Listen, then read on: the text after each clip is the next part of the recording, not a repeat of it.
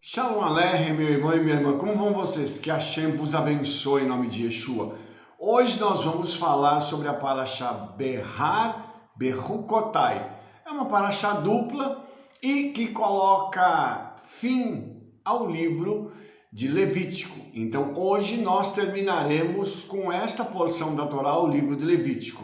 A Parashá Behar, que é a que nós vamos estar falando de uma forma mais direta, ela vai de Levítico 25, 1 até o 26, 2. Então, essa Parashá, ela fala assim sobre algumas coisas que são muito particulares relativas à terra de Israel. E nós vamos começar essa Parashá falando sobre uma coisa que é bem interessante, tá? Por exemplo, a Parashá diz o seguinte: quando você vier para a terra que estou dando a você e a terra descansar, é um Shabat para o Eterno.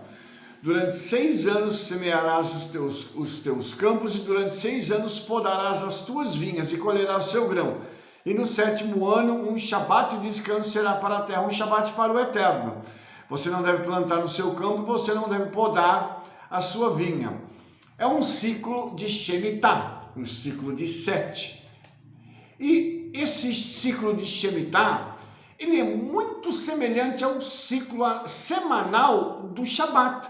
Por quê? Durante 6 dias nós trabalhamos e no 7º nós descansamos. Aqui, essa porção da Torá diz respeito ao descanso da terra. E é interessante porque a terra ela precisa de um descanso para que ela possa dar a sua força, né? E todos nós sabemos aqui que no mundo inteiro se pratica uma forma de agricultura, ou melhor, na maior parte do mundo, que se chama rotatividade de cultura. Por que se faz isso? Para que a terra não fique saturada com uma só cultura. Então, dependendo da cultura, um determinado número de anos, a terra dá uma descansada e eles colocam uma outra cultura depois ali, para que os nutrientes da terra possam ser devolvidos a ela e ela possa continuar com a sua produção. E em Israel, o ano de Shemitah, ele é observado ainda hoje. O ano passado nós tivemos um ano de Shemitah, que foi um ano em que se obedeceram estas regras da Torá para dar descanso à terra. Inclusive, uma coisa muito interessante, que nos supermercados em Israel, quando se vai fazer uma compra de frutas e ela vem com algum rótulo, lá está escrito que aquele produtor guarda o ano de Shemitah. É muito importante isso. E você sabe por quê? Porque isso acrescenta uma dimensão espiritual para aquilo que é natural, aquilo que é material. Muito importante isso. E nós precisamos entender que a Bíblia ela tem ciclos de 7. E esses ciclos são ciclos muito poderosos, que falam sobre plenitude, sobre algo que chega à sua culminância. Então, o ano de Shemitah, ele é muito importante no que diz respeito a esta questão. Se você pegar um ciclo de 7, que é um ciclo mais longo, 7 vezes 7 anos, aí nós já estamos falando do jubileu, que é o 50º. Então você vai perceber que na Torá, na Bíblia, a Bíblia começa com um ciclo de 7 da criação do mundo. Por isso, esse número 7 na Bíblia, quando ele aparece, ele tem uma importância que é muito grande, porque ele está conectado com a criação. Isso nos fala, então, que o ciclo de Shemitah, ele foi um ciclo previsto na criação pelo Eterno, para que a terra pudesse ter um bom desempenho. E uma coisa interessante, irmãos, isso não precisaria acontecer se o pecado não tivesse entrado no mundo. É interessante isso, esse conceito do pecado original, porque ele enfraqueceu não só o homem, mas também a terra. E por que isso tem que acontecer? Porque o homem ele está ligado à terra. o homem, ele veio da terra. Você entende como isso é profundo? Então, quando atinge o homem, atinge a terra também. E o nosso querido Rabino Shaul, né, lá no livro de Romanos, ele diz que a criação geme, esperando a redenção. E daqui a pouco eu vou falar muito de redenção. Então, você vê que como é necessário que esse ciclo de 7 seja obedecido. Nós temos também dentro da tradição judaica uma orientação, um ensino da Torá que diz que a terra estará nas mãos dos homens durante 6.000 anos e depois no 7º, que é o que nós conhecemos como milênio, o Mashiach virá para reinar sobre toda a terra durante 1.000 anos. Então, durante 6.000 anos o homem vai fazer, acontecer e está estragando tudo. Né? Nós temos muitos exemplos disso. E aí no milênio o Mashiach vem para restaurar, para trazer a terra de volta a um padrão mínimo, conectado com a eternidade e com aquilo que foi no princípio a criação. Então, a gente percebe como isso é importante, esse ciclo de 7. E esse último ciclo que eu estou falando a vocês, que está ligado ao milênio, ele é digamos assim, é o ciclo final da história da humanidade em que a gente tem uma notícia do que vai acontecer. Que depois disso vem o grande trono branco, e daí para frente não há mais nada escrito sobre como vai ser a Terra, o mundo e a humanidade depois disso. Então, esse ciclo de 7, ele tem uma coisa muito interessante, porque ele tem uma culminância. E aí, o que vem depois está ligado ao sobrenatural, que é o 8, que nós já fizemos um vídeo da Parashá Shmini, que eu expliquei o número 8.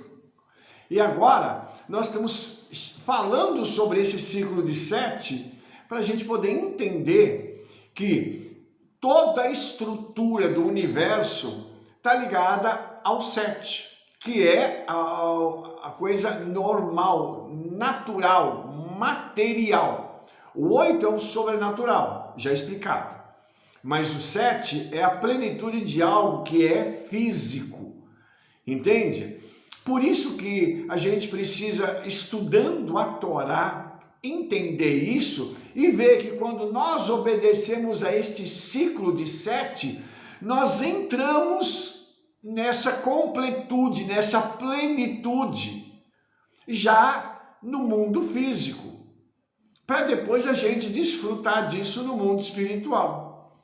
Olha só como é importante o conhecimento das Escrituras para a gente poder vir se baseando nisso e cumprindo as diretrizes da Torá, das Escrituras, nós podemos então subir o nosso nível, porque a cada vez em que nós estivermos cumprindo as Escrituras, o nosso nível vai subindo, é como se fosse uma escada.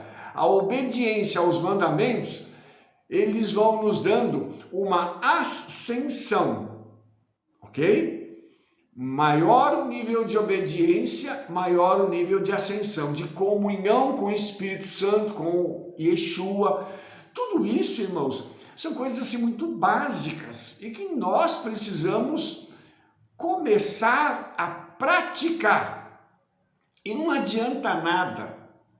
A gente recebeu uma informação, sabe que precisa fazer aquilo e não faz.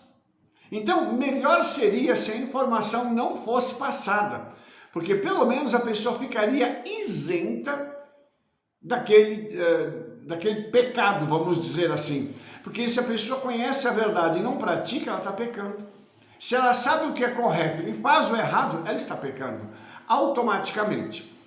Bom, vamos agora dar um outro passo dentro dessa paraxá. Os próximos versículos que eu vou falar tem relação agora com o nosso próximo. É uma relação horizontal, ok? O versículo diz o seguinte: E se você vender um item para o seu colega ou comprar da mão do seu colega, um homem não deve enganar seu irmão. Puxa vida! Olha só que interessante isso. Nós estamos falando de relações interpessoais transparentes.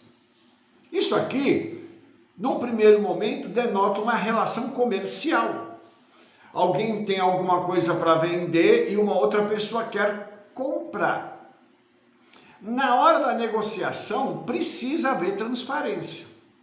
Precisa haver justiça, inclusive no preço, para quem vende e para quem compra.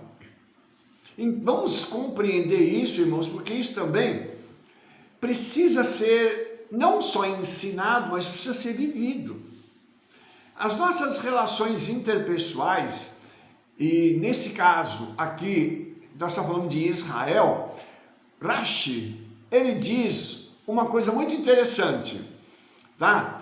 De onde aprendemos que quando você vende um item, deve vendê-lo para seu amigo de Israel?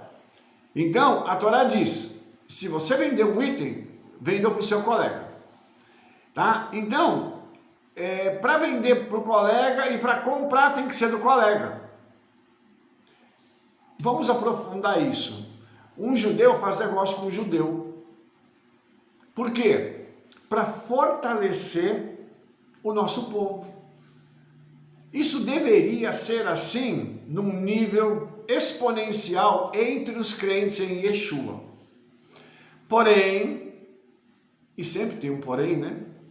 Porém, as pessoas abusam desse tipo de situação.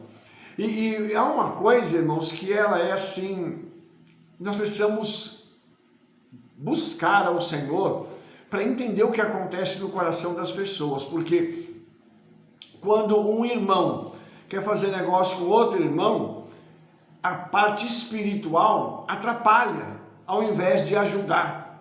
E por que eu estou dizendo isso? Eu conheço muitas pessoas, e eu vou enfatizar o muitas, que quando nós tentamos fazer negócio com essas pessoas, e todos eles crentes, e alguns líderes, nós tivemos um prejuízo muito grande. E por quê? Porque não houve transparência, não houve honestidade nas negociações. Então, tem hora que dá medo da gente fazer negócio com esse tipo de pessoa. Mas a Torá, ela diz que a gente tem que fazer negócio com o irmão, a gente tem que ajudar o irmão, prestigiar o negócio do irmão. Para quê? Para que o meu dinheiro, que é santo, possa ir para as mãos de outro santo. É uma lógica da Torá. Mas nem sempre a pessoa que está do outro lado tem aquela, como é que eu vou chamar? Aquela atitude de honestidade plena de fazer o melhor para o outro irmão. Entendeu? Porque veja bem, quando você solicita um serviço de alguém ou compra um produto, tá? Eu comprei um copo do meu irmão. E esse copo veio num estado maravilhoso, intacto, novinho, lindo. O que eu vou fazer quando alguém me perguntar onde vai comprar um copo? Eu vou indicar o meu irmão, óbvio. Entende? Então, eu tenho um irmão que presta serviço e ele é funileiro, por exemplo. Nossa, ele fez um trabalho de funilaria exemplar no meu carro, ficou assim como novo. E ele cobrou um preço justo de mim. Eu vou indicar o meu irmão. Entendeu? A Torá está querendo mostrar para nós que as relações interpessoais, elas precisam ser transparência e num nível de compromisso mútuo grande. Quem faz o serviço tem que fazer bem feito, e quem tem que pagar o preço que a pessoa pediu. E não é porque o outro é irmão que eu vou falar assim, mas o teu serviço não vale tanto.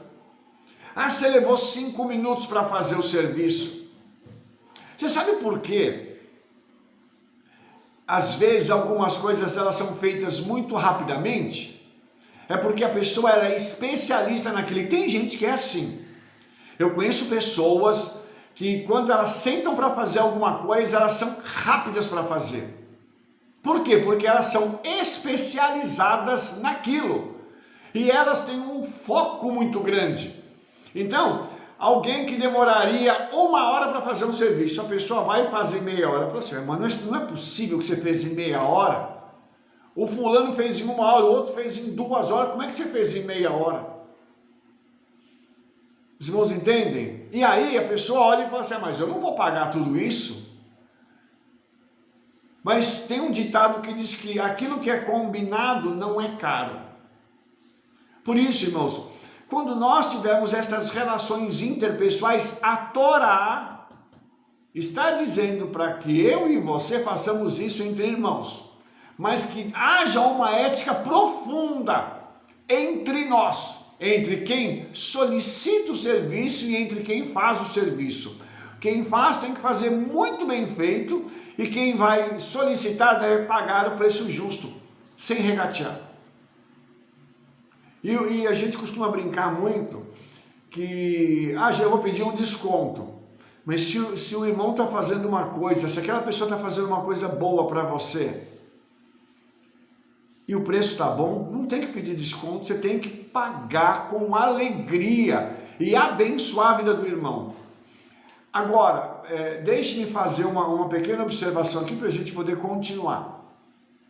Quando uma coisa é mal feita e o preço também não está de acordo com o serviço, a gente procura outro. E infelizmente, isso tem sido a minha experiência, as pessoas que não são crentes, por vezes nos atendem melhor com um preço mais acessível e um trabalho de excelência do que um crente.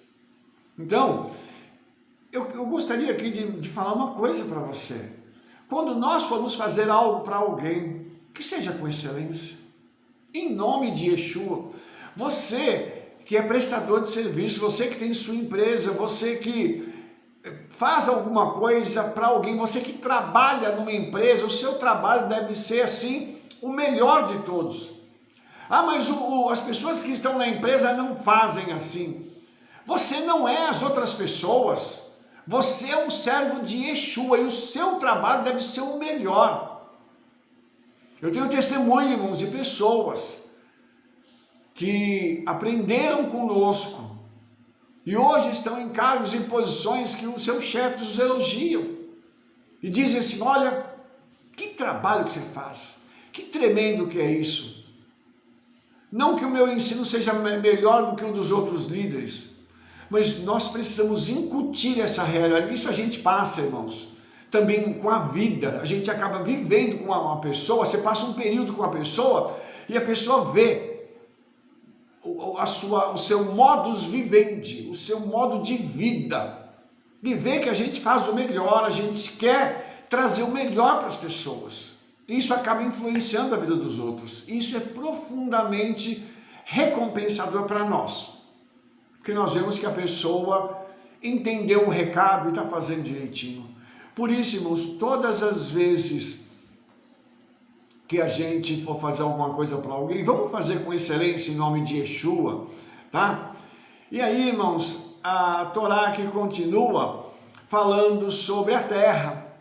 E a terra dará os seus frutos e você comerá até se saciar e viverá em segurança nela. E eu ordenarei a minha bênção. Então agora a Parashá está falando sobre a terra devolver para nós a sua força e a terra produzir para nós. Porque quando foi para Israel sair do Egito, o Eterno falou assim, eu vou tomar vocês e vou arrancar vocês do Egito como uma nação. E aí, lá no Monte Sinai, o Eterno entrega a Torá para Israel. E Israel então passa a ter, de uma forma escrita e registrada, um código de conduta, para que Israel pudesse caminhar de uma forma em que eu tenho alguma dúvida, vou recorrer ao que está escrito. Então, quando isso acontece, irmãos, nós podemos então recorrer à palavra do Eterno para a gente poder aprender. E eu falei isso agora há pouco. Quando a gente obedece, tem uma contrapartida do Eterno. Eu obedecendo os mandamentos do Senhor, cuidando das coisas certinhas, sabe o que acontece? Tudo que eu colocar a mão vai ter sucesso. Aqui no caso é uma terra. Você imagina o produtor que prepara a terra orando, semeia orando, cuida ainda da terra, da plantação enquanto ela está em desenvolvimento, orando. Na hora de colher, ora. Na hora que ele vai distribuir a colheita dele, ele vai vender a colheita dele, ele ora e abençoa. Qual que é o resultado daquilo que ele fez? É o melhor. Você entende? Eu vou fazer uma coisa, eu vou dar uma parte da minha produção para abençoar as pessoas que precisam, como acontecia em Israel, que a parte de fora do campo, ela era destinada aos pobres. Então a pessoa, aqui no Brasil, vai fazer, eu vou pegar uma parte da minha plantação e vou abençoar as pessoas. Irmão, fala para mim uma coisa, você não acha que essa pessoa vai receber grandes bênçãos do Senhor? Você acha que a plantação dele vai ter bicho? Vai ter praga? Vão roubar ele? Eu acho que não. Por quê? Porque essa plantação, a vida dessa pessoa, desse fazendeiro, desse produtor rural, está debaixo da bênção do Senhor. Rabino, mas eu não sou produtor rural. Mas você tem o teu ganho. E se você for fiel, dando o seu dízimo, sua oferta, e a oferta é uma coisa muito interessante, porque a oferta é uma questão de oportunidade. Se você tem uma oportunidade, oferte. Eu tenho uma estratégia junto com minha esposa que é uma coisa assim interessante. Nós temos uma bolsinha com muitas moedas que anda conosco no carro. Às vezes, quando alguém pede, nós damos. E já me falaram assim, mas e se a pessoa for beber? E se a pessoa for fumar? E se ela for fazer uma outra coisa? Querido, isso não é um problema meu. O meu problema é ter um coração puro para poder ofertar. E toda vez que nós podemos, nós ofertamos na vida de outras pessoas e de várias formas. Você entendeu? Sabe por quê? Porque quando eu fizer isso, eu estou cumprindo esse mandamento, sabe? De cuidar da vida das pessoas, abençoando-as com o que eu tenho. E a minha terra, então, vai produzir. Entenda isso. E aí, irmãos, a gente ensina isso para as pessoas. Por quê? Porque dá resultado. A nossa vida, a minha vida, a vida da minha esposa, da Rebete Sinashira, ela é um milagre. Sabe, se eu fosse testemunhar para vocês as coisas que nós vivemos, é assim, é surreal. Por quê? Porque a nossa vida, além de ser dedicada ao Senhor, nós procuramos obedecer certas coisas ligadas a esta área financeira que produzem resultados assim sobrenaturais. E por que isso, irmãos?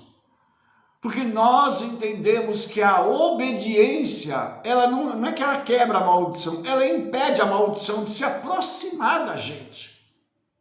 Por isso que a Torá, quando ela fala desse tipo de mandamentos, e às vezes as pessoas não entendem isso, o livro de Levítico é muito complicado. Não é não, se você ler com cuidado, você vai ver que ele tem diretrizes espirituais profundas e que precisam ser obedecidas hoje. Ao contrário do que pessoas dizem. Porque a gente não precisa mais dar dízimo, não precisa guardar Shabat, não precisa disso, não precisa daquilo outro. Então, larga a Bíblia, larga o Senhor e vai fazer outra coisa. Se a Bíblia é um todo, de Gênesis a Apocalipse, tudo que está lá é para mim aprender, usar e me beneficiar disso. Ora, para que então pessoas, sabe, pessoas que são líderes, ficam fazendo esse monte de questionamentos da Bíblia e influenciando de forma errônea a vida de outras pessoas? Para que isso? Se você não crê que a Bíblia ela é um todo, e que ela precisa ser vivida, por favor, vai fazer outra coisa da vida. Mas não vai querer ensinar a Bíblia, não vai querer ter um canal no YouTube, ou seja lá onde for, para você pegar e matar a espiritualidade e a fé das pessoas. Se a Bíblia não é a palavra do Eterno, por favor, não use-a, porque isso vai ser condenação para a tua vida. Misericórdia. Então, eu queria dizer para você que quanto mais nós obedecemos essas coisas, mais a nossa vida ela vai subindo de nível e milagres vão acontecendo, desde coisas pequenas até coisas enormes. Nós temos tido experiências, irmãos, de coisas que a gente tem precisado às vezes. Eu tive uma experiência de uma coisa que aconteceu comigo, em que numa determinada semana, uns meses atrás, eu precisava de um valor para completar o meu mês, e era dia 20. E eu orei silenciosamente, eu estava escrevendo, traduzindo alguns artigos e escrevendo alguma coisa, e eu orei e falei, ô Espírito Santo, eu precisava tanto de X reais para completar. E aí, irmãos, passaram-se alguns minutos, veja bem, minutos. No meu celular eu recebo uma mensagem dando o sinal no banco que eu tinha recebido um depósito. E uma pessoa manda uma mensagem para mim falando, Rabino, lembrei de você agora, o Espírito Santo me fez lembrar de você, eu te mandei uma ofertinha. Quando eu fui ver, aquela ofertinha era o dobro do que eu precisava. Você entende? Então assim, eu não cheguei, irmãos, a externar, eu não cheguei a falar, eu pensei. Eu conversando com o Espírito Santo e pensei, a bênção veio. Isso é comum? Para quem é obediente, sim. Mas tem gente lutando para querer ter a sua vida toda certinha, mas não consegue. Por quê? Porque prefere fazer as coisas do seu jeito. E aí a coisa dá errado. Continuando, agora eu vou para um outro versículo, eu quero ler ele aqui para você. Levítico 25 diz assim, quando teu irmão empobrecer e vender alguma porção da sua possessão, então virá o seu resgatador, o seu parente, e resgatará o que vendeu seu irmão. E, amados, eu quero mostrar uma coisa para você aqui muito, muito tremenda. Quem é o Redentor? Uma pergunta boa. E tem uma coisa interessante aqui, vamos falar de números. Até essa porção da Torá, a raiz para redimir, que é Gaal, ela aparece na Torá apenas 3 vezes. Agora, na Parashá Be'ar, ela aparece 19 vezes. Uau! O que isso significa? Que a Parashá Be'ar é a Parashá da redenção. Olha que coisa espetacular isso! Então, essa Parashá, ela tem um cunho redentivo muito grande. Então, eu queria que você pudesse prestar atenção agora, porque se a pessoa vender as suas terras, quem vende as terras, irmãos, quem vende uma fazenda, é porque teve algum problema sério, financeiro, e foi um problema que ele chegou a tal ponto de endividamento que a pessoa precisou entregar a terra. A terra o que é? É a possessão e é o sustento da pessoa. Além da terra ser a guardiã da família. Então, quando alguém precisa vender a sua terra, vender a sua casa para quitar uma dívida e ela não tem outra, ela vai precisar do Redentor. Ela vai precisar de alguém que interfira na história para trazer redenção. E agora eu quero fazer uma aplicação disso aqui para os nossos dias. Porque há uma coisa interessante, que a Torá diz que é para o Redentor vir, resgatar e pegar o irmão de volta e entregar para ele. Então você imagina que coisa interessante é isso. O homem, ele precisa ajudar o seu irmão. Eu queria só fazer uma observação aqui. Você sabe quem é a nação de Israel? Você sabe quem são eles? Eu vou voltar um pouco na história para você entender por que a Torá ela tem estas determinações e ela tem essas instruções que são tão claras falando sobre cuidar do outro.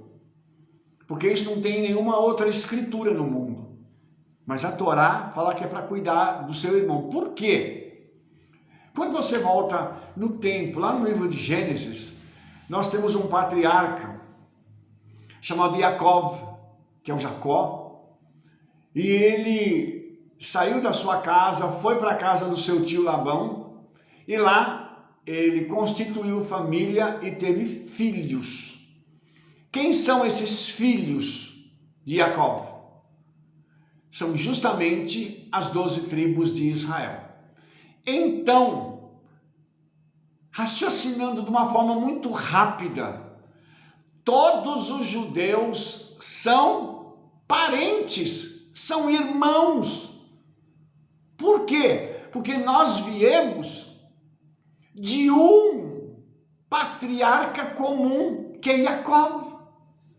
Antes dele tivemos Isaac e antes dele Abraham. Mas você entende que quando chega em Yaakov, nós temos as 12 tribos ali, que depois vão compor a nação de Israel, que depois vão ser espalhadas pelo mundo. Então todos os judeus são irmãos de sangue. Deu para entender isso? Por que a Torá está falando que a gente tem que ajudar o irmão? Porque ele é teu irmão de sangue. O outro judeu que você conhece é teu irmão de sangue. Ele pode ser chato, ele pode ser ingrato, ele pode ser o que for, mas é sua família. É minha família. Entendeu? A gente pode ter a diferença que for com o outro judeu, mas na hora do aperto a gente se junta. E sabe por quê? Porque nós somos família, DNA, sangue. E aqui o que a Torá está dizendo? Que tem que levantar um redentor.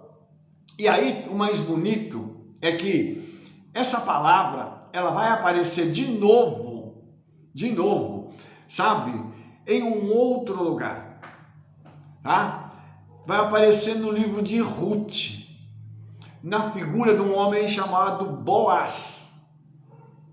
E aí, irmãos, nós temos uma conexão muito forte com o Messias, com Yeshua, que é o nosso Redentor, que nasceu judeu. Ele ainda é judeu. E ele veio para redimir os judeus, que são a sua família. Olha só que coisa espetacular isso. E aí, o Senhor, o que ele tem feito com o seu povo? Ele tem devolvido para o seu povo as coisas aqui na terra, porque ele tem uma outra coisa para acrescentar ainda no Olam Rabá, no mundo vindouro. Então você imagina que esse versículo aqui de Levítico 25, quando ele acontece na vida de alguém que a pessoa perde tudo, o Senhor ele se move para ser o seu Redentor. Lógico que isso vai ter um período, irmãos. E a pessoa ela precisa ser trabalhada. Quem perdeu as coisas precisa ser trabalhado. Porque existem situações em que a pessoa precisa ser restaurada. Tem coisa que ela vai precisar jogar fora do que ela fez no passado.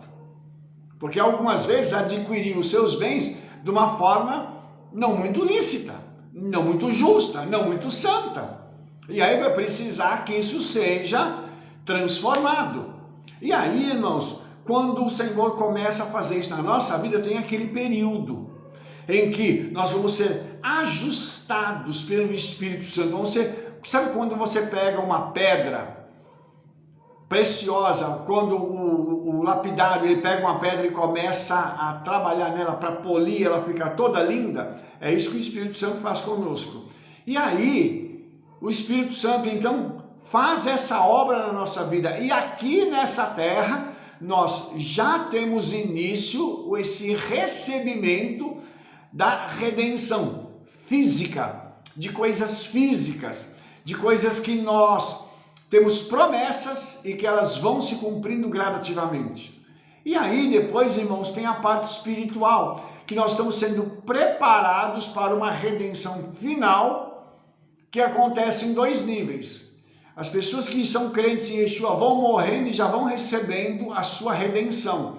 E aqueles que ficarem vivos participarão de um grande evento, que é o arrebatamento, no qual nós seremos levados para estar com o Senhor para sempre.